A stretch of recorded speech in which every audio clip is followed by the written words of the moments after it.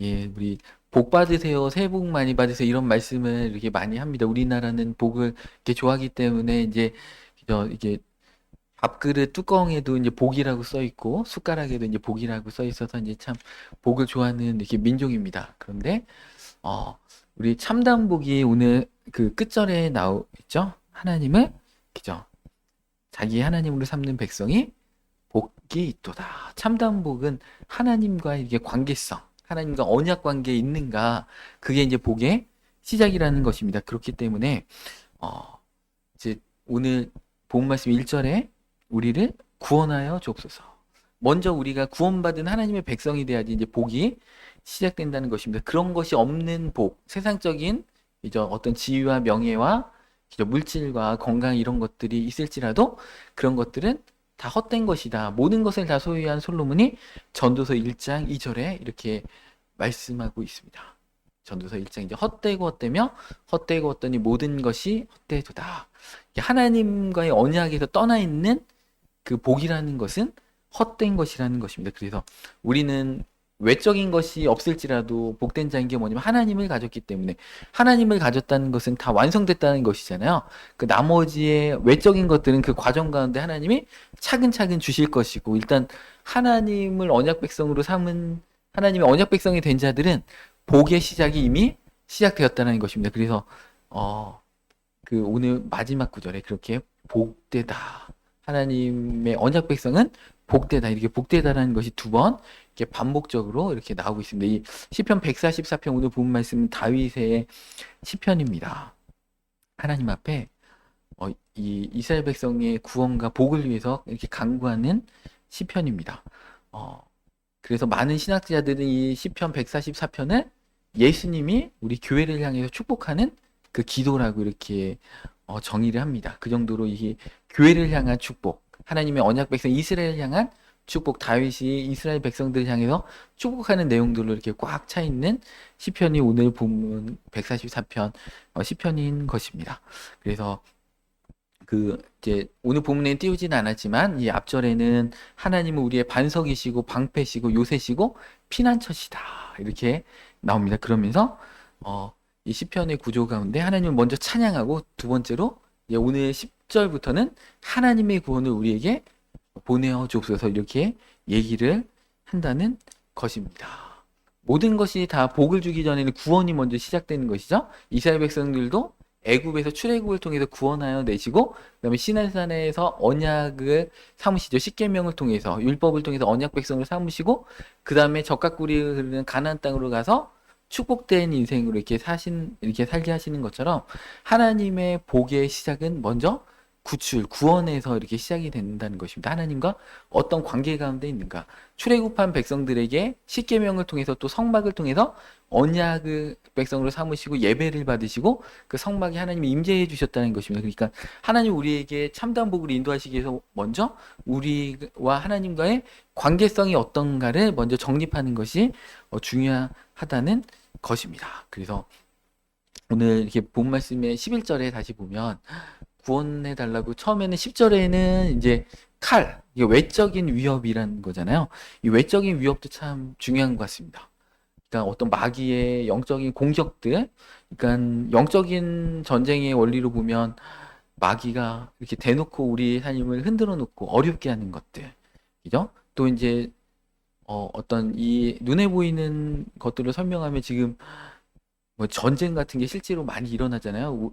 우크라이나하고 러시아 전쟁도 있고 지금 이란과 미국, 이스라엘의 전쟁도 있고 그렇습니다. 그런 외적인 위협에서 우리를 구출해 주십시오. 그 다음에 또 마귀의 영적인 공격에서 우리를 구원해 주십시오라고 하나님 앞에 기도하는 것입니다. 그 다음에 11절에는 이방인의 손에서 나를 구하소서 하면서 그들의 입은 거짓을 말하고 그들의 오른손, 오른손은 뭐예요? 능력의 손이잖아요. 그들이 어떤 행하는 그 행함의 손은 거짓의 오른손이니라. 그러니까 우리를 무너뜨리고 교회 공동체를 무너뜨릴 때 거짓을 통해서 흔들어 버린다는 거예요. 그러니까 교회 안에서 이 목회자가 참 억울한 게 뭐냐면 목회자는 뭐 이렇게 적극적으로 변호하지 않잖아요. 어떤 교회를 흔드는 사람이 있고 막 교회를 막 무리지어서 나가는 분들이 있다고 할지라도 제가 같이 욕할 수가 없기 때문에 그냥 이제 그런 것 같아요. 목회자 인생은 귀머거리 3년, 벙어리 3년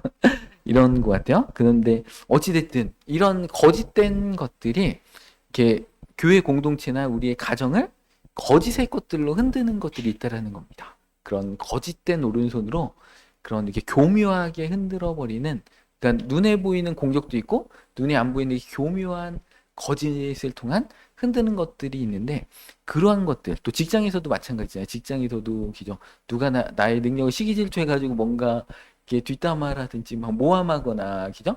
본인의 실적을 가로챈다거나 이런 것들이 있을 수 있잖아요. 그래서 먼저 그죠. 영적으로 보면 마귀의 어떤 그런 그 눈에 보이는 외적인 어떤 공격들에서 구원해 주시고, 두 번째는 우리의 내면을 흔들고 우리를 무너뜨리는, 또 이 교회 공동체를 흔들어버리는 이런 거짓된 세력들, 거짓된 말들, 그런 거짓된 의도와 시기 질투로부터 우리를 구원해 달라고 이렇게 얘기를 하는 것입니다. 그래서 구원이 먼저 있고 그 다음에 이제 12절부터 축복된 내용들이 나오는 것입니다. 이게 순서가 항상 그렇게 되는 것입니다. 그래서 구원을 먼저 받은 자들이 하나님의 그 축복된 내용들이 이렇게 있다, 이렇게 보시면 되겠습니다. 그러니까 이 다윗이 우리의 창고를 먼저 채워주십시오 이렇게 기도한 게 아니고 우리를 먼저 구원해 주십시오 이렇게 먼저 기도했다는 것이, 이것이 이제 기도하는 순서라는 것입니다. 많이 채우면 뭐예요? 원수가 있으면 다 창고를 무너뜨리고 다 뺏어가고 이렇게 되는 거 아닙니까? 그러니까 먼저 순서는 우리 삶의 어려움들, 영적인 공격들 이런 것들로부터 먼저 보호를 하고 하나님의 온전한 구원들이 있은 다음에 그 다음에 하나님의 축복으로 채워주십시오 이렇게 기도의 어떤 순서들도 이렇게 되어야 한다는 것입니다. 그래서 이 복이라는 것은 구원의 열매인 것입니다. 구원받은 자가 누리는 자연스러운 열매인 것입니다. 그래서 하나님이 먼저 우리를 찾아오셔서 우리를 구원하여 주시고 우리의 전 인생을 축복된 인생으로 하나님께서 그때부터 이끌어가기 시작하신다는 것입니다. 그래서 이것이 이제 개혁신학에서 얘기하는 이게 은혜 언약의 삶인 것입니다. 이게 은혜로 구원해 주시고 그다음부터 성화의 축복의 인생으로 우리 삶을 이끌어 가신다는 것입니다. 그래서 하나님도 동일한 원리로 마태복음 6장 33절에 산상수를 통해서 이렇게 말씀하고 계시죠. 너희는 먼저 그의 나라와 그의 의를 구하라. 그리하면 이 모든 것을 너에게 더하시리라. 그러니까 모든 것을 구하는 게 아니고 그의 나라와 의를 구하라. 그죠? 그의 나라와 의, 구원받은 의, 그죠? 구원의 의, 칭의 이런 것들 구하는 삶으로 가야 한다는 것입니다. 그럴 때 그 모든 것은 그 다음에 구원받은 자들에게 자연스럽게 이렇게 세워주시는 것이라는 것입니다. 그래서 이제 12절부터 이제 참다운 오늘 본 말씀 12절에 이제 축복된 내용들이 나오는데, 우리의 아들들은 어리다가 장성한 나무들과 같으며, 이제 히브리어 원어적으로 보면 정원에 의도적으로 잘 가꾼 나무들과 같다는 것입니다. 그러니까 우리 자녀들을 우리가 의도적으로 잘 그죠 가지치기도 해주고 그죠 열매를 잘 맺게 꽃이 잘 피도록 의도적으로, 그러니까 우리 부모가 참다운 복은 뭐예요? 부모가 원하는 대로 자녀들이 잘 커주는 거죠. 속썩이지 않고 부모가 원하는 대로 그죠 바른 자녀로서 자라나는. 그러니까 아들들은 이렇게 그죠 어리다가 장성한 나무들과 같이 이렇게 딱 의도한 정원에서 의도된 대로 잘 커가는 그런 정원에 있는 나무들과 같이 의도적으로 잘 가꾸어 나간다는 것입니다. 그 다음에 딸들은 궁전의 양식대로 아름답게 다듬은 모퉁이 돌과 같으며, 이 모퉁이 돌이 뭐예요? 이게 예전에 이스라엘은 돌로 이렇게 집을 짓잖아요. 돌로 이렇게 쌓을 때 이쪽 그 면과 이쪽 면을 잇는 그 꼭지점에 있는 모서리에 있는 이렇게 튼튼하게 땅을 지지하는 돌입니다. 그래서 이 모퉁이 돌이 부실하면 건물이 무너지는 것이죠. 그러니까 이 아이들이, 근데 딸들한테 모퉁이 돌이라는, 이 모퉁이 돌은 신약에 보면 예수님을 모퉁이 돌이라고 하잖아요. 건축자의 버린 돌이 모퉁이 돌이 되게 하셨다. 그러니까 그 아들들은 나무라고 했는데 딸들은 모퉁이 돌. 오늘 딸들이 많이 와가지고 하나님께서 이런 보문을 주신 것 같아요. 그러니까 남녀노소 이게 차별이 없다는 것입니다. 딸들도 기죠. 모퉁이 돌로 하나님께서 귀하게 하나님이 쓰신다. 오늘 새벽에 사사기 4장 말씀했는데 어떤 내용이었냐면, 이스라엘이 타락하니까 기죠. 남자들, 리더들이 다 제 역할을 못하니까 여자들이 다 이렇게 전쟁 가운데 이기게 하는 역할을 합니다. 여사사 드보라가 예언을 하는데 남자 장군이 마마보이처럼 혼자 못 가겠다는 거예요. 그래서 같이 가달라고. 그래서 같이 가준다고 하면서 그 사사 드보라가 뭐라고 하냐면 오늘 영광은 이 장군이 얻는 게 아니고 어떤 여인이 이 적의 적장을 죽일 것이다. 그래서 누가 죽여요? 그 어떤 주부가 그죠? 자기 집에 이렇게 적군 장군이 이렇게 피곤해가지고 숨어 있는데 잠자고 있는데 말뚝을 박아가지고 관자놀이를 이렇게 찍어가지고 죽였잖아요. 그것도 여인이 죽였잖아요. 그런 것처럼 점점 이 마지막 때는 남자들이 교회 잘 안 오고 그 리더십이 붕괴되면서 하나님이 누구를 세우시느냐? 여자들이 세우시는 것 같아요. 그러니까 교회 여자들이 그렇게 많이 있습니다. 그래서 그런 시대가 됐습니다. 그래서 우리 이재천 집사님의 우리 딸들 세 명도 이 시대는 여자들이 이제 역사의 주관자가 되는 모퉁이 돌이 되는 시대이기 때문에 신앙 안에서 잘 자라면 얼마나 귀하게 하나님이 모퉁이 돌과 같이 꼭 필요한 기죠. 약방의 감초와 같이 쓰시는지 모릅니다. 그래서 이런 자녀들이 잘 되게 해달라고 이렇게 얘기합니다. 하나님의 교회를 지탱하는 자들로 그 아들과 딸들이 그 정원에도 있고 어떤 건물의 모퉁이 돌, 궁정, 그냥 보통 건물이 아니고 뭐라고 했어요? 궁전, 그냥 궁전의 모퉁이 돌로 귀하게 이렇게 쓰임 받아야 된다는 것입니다. 그래서 하나님의 언약 백성으로 하나님을 자기 하나님으로 삼는 그 백성으로 아이들을 들어가게 해야 된다는 것입니다.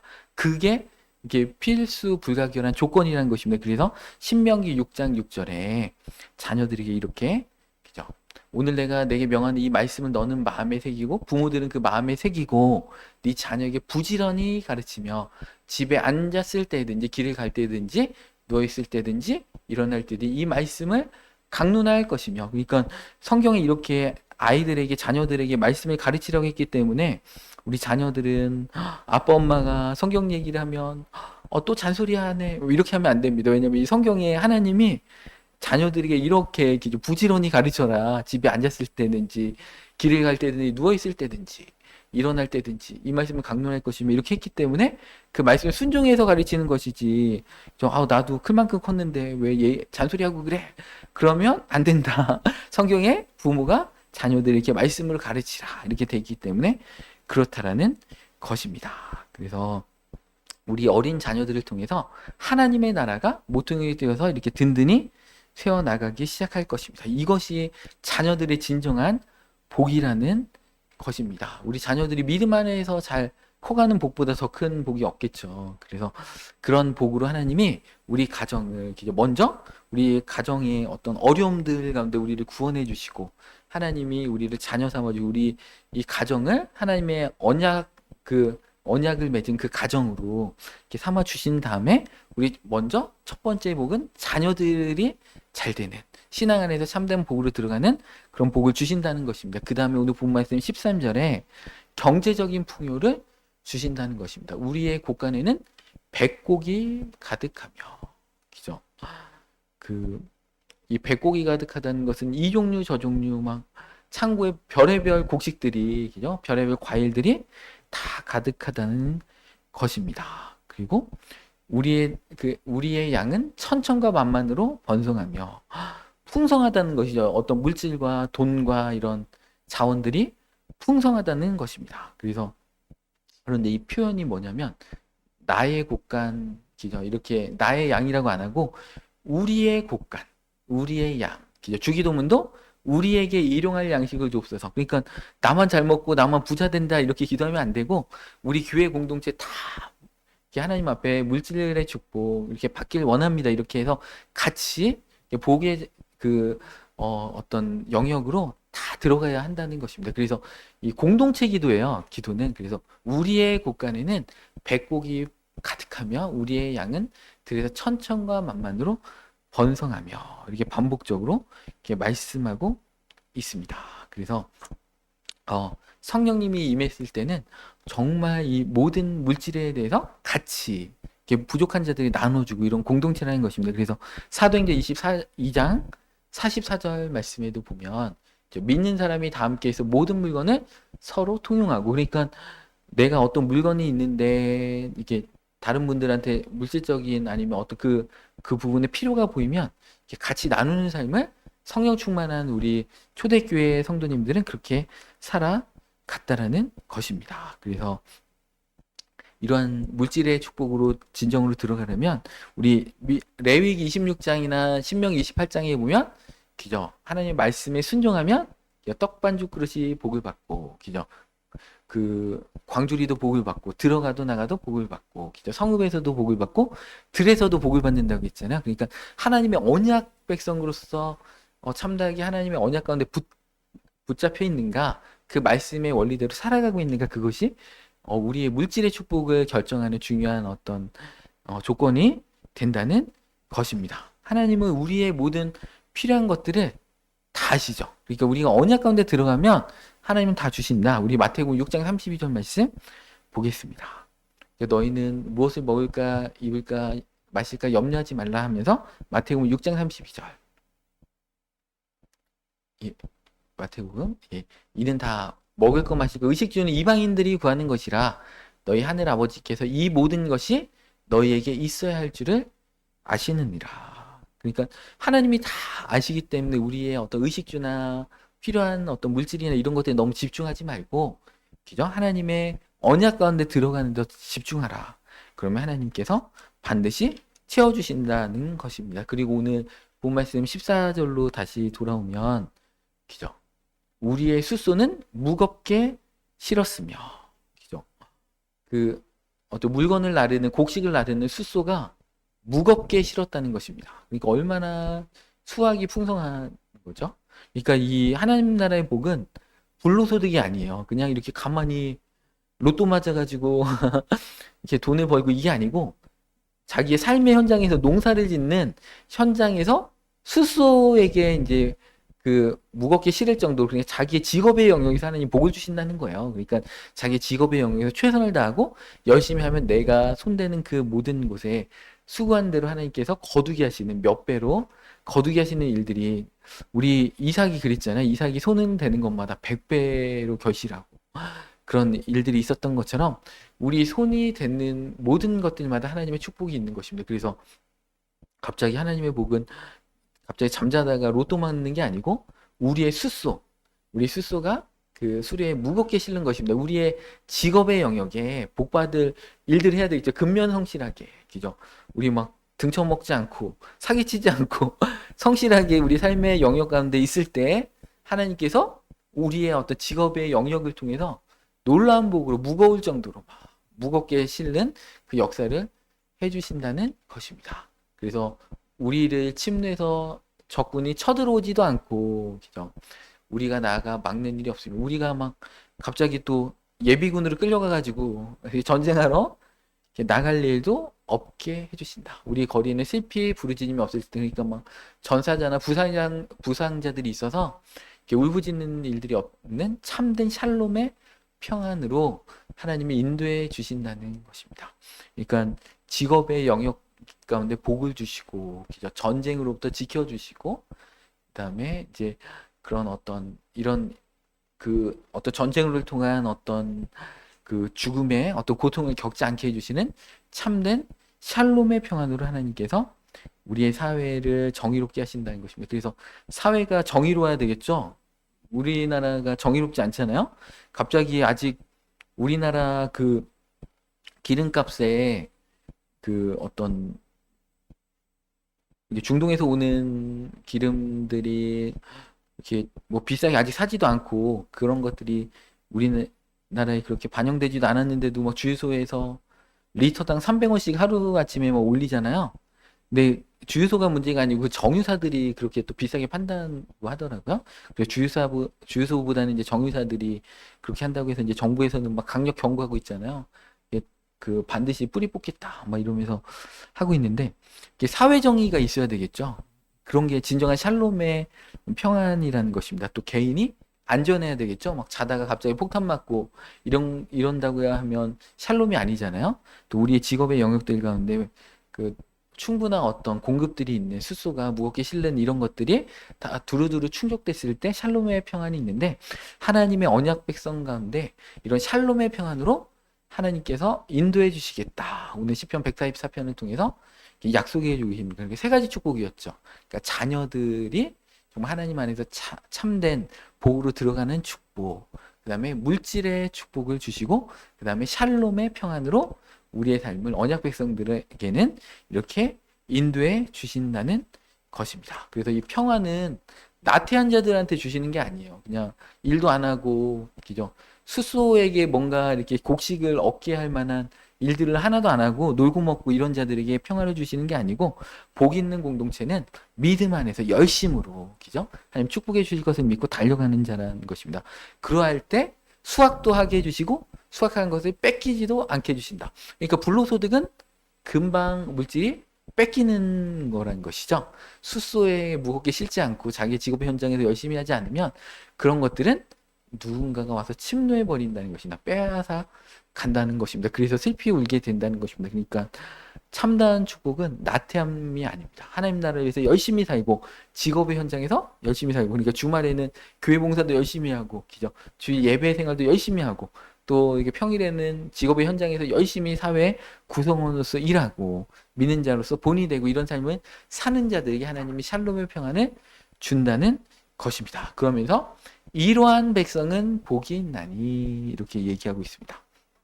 그러니까 그러면서 또 하나님으로 삼는 백성은 복이 있다. 이렇게 두 번 복이 반복법으로 강조하고 있습니다. 이 복이 있다라는 이게 원어는 아쉐레이라는 그런 히브리어입니다. 이것은 단순히 이제 행복하다는 뜻이 아니고 그 삶의 올바른 방향 가운데 서 있다라는 뜻입니다. 그러니까 진정으로 복된 삶이라는 것은 그죠?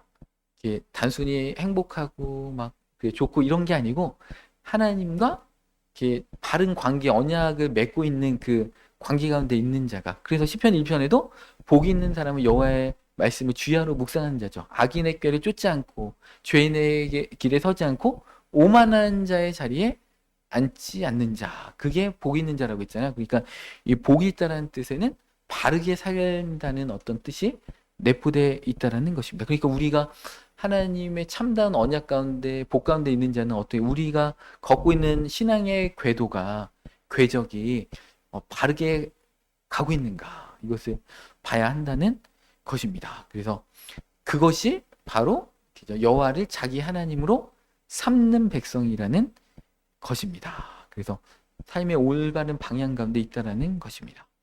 그래서 산상순의 팔복에도 심령이 가난한 자는 복이 있나니 기죠. 세상 기준이 아니고 하나님의 기준으로 하나님을 갈급하는 자라는 것입니다. 그래서 하나님 안에 하나님 나라에 속해 있기 때문에 기죠. 천국이 저희 것이다. 이렇게 얘기할 수 있다는 것입니다. 심령이 가난한 그 올바른 관계 가운데 팔복의 원리 가운데 들어가 있는 자들에게 천국을 주시는 그런 땅을 기업으로 주시는 하나님의 응답의 역사가 있다라는 것입니다. 그래서 여호와를 자기 하나님으로 삼는다. 이것은 이제 자기의 하나님으로 삼는다는 것은 이 소유격인데 현재형 소유격으로 히브리어로는 뒤에 친밀한 단어입니다. 그러니까 하나님을 자기 하나님, 여호와를 자기 하나님으로 이렇게 자기의 하나님으로 친밀한 나의 하나님으로 자기 하나님으로 삼는 백성이라는 것입니다.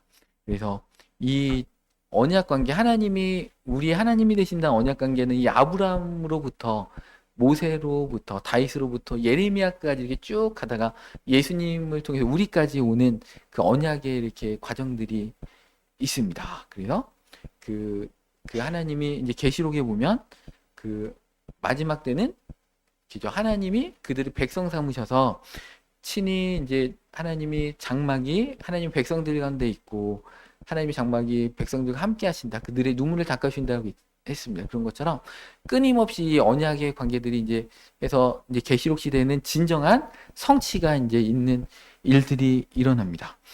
이거는 이제 지적인 동의의 관계가 아니죠. 하나님을 자기 백성 그 하나님으로 안다는 것은 단순히 지적으로 하나님을 믿으면 나 하나님 맞지 나는 백성이지 이렇게 지적으로 동의하는 게 아니죠.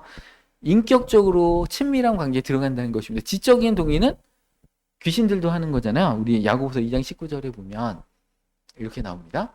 하나님은 한 분이신 줄 믿느냐? 잘하는도다. 귀신들도 믿고 떠느니라. 귀신들도 얼마나 믿음이 좋으냐면 하나님이 한 분이지 귀신같이 알아요. 귀신들은 영적인 존재이기 때문에 귀신같이 합니다. 우리보다 더 잘 알아요. 그런데 귀신들은 우리랑 차이점이 뭐예요? 인격적인 관계가 없잖아요. 믿고 떨지만 순종하지 않잖아요. 그리고 하나님 앞에 회개하지도 않고 하나님을 기저 자기 하나님으로 고백하지도 않잖아요. 이게 귀신들과의 차이입니다. 귀신은 너무 모든 선한 게 없기 때문에 일도 없기 때문에 그렇다는 것입니다. 그러니까 어떤 하나님을 자기 하나님으로 삼는다는 것은 지적인 동이라는 게 아니고 친밀한 기저 현재형의 소유격 그이면서 친밀한 관계, 하나님과 그런 삶으로 알아가는 친밀성이 있다라는 것입니다. 그래서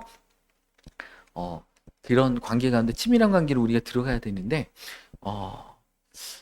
그러니까 이 하나님과 얼마나 친밀한가가 사실은 참다운 복이라는 거예요. 뭔가를 소유하거나 뭔가를 이루었거나 이게 아니고 하나님의 친밀하셔서 우리의 삶 가운데 얼마나 우리가 하나님과 가까이 있는가, 그것이 인격적으로 친교하고 있는가, 그것이 참된 복이라는 것입니다. 그래서 이제 시편 23편 1절 그 유명한 말씀에 여호와는 나의 목자시니 내게 부족함이 없으리로다.